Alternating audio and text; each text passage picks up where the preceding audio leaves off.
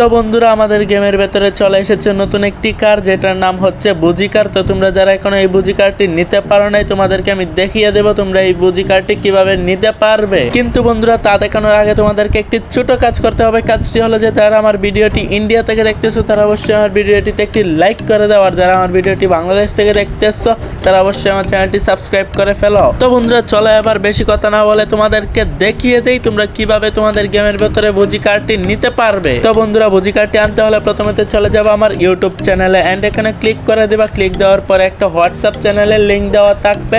তো হোয়াটসঅ্যাপ চ্যানেলে ক্লিক করে চলে যাবো আমার হোয়াটসঅ্যাপ চ্যানেলটিতে। তো বন্ধুরা হোয়াটসঅ্যাপ চ্যানেলের লিঙ্কে ক্লিক দেওয়ার পরে দেখতে পারবা আমার হোয়াটসঅ্যাপ চ্যানেলে তোমাদেরকে নিয়ে গেছে। তো এখানে ভিউ চ্যানেল নামের অপশনটিতে ক্লিক করে দিবা।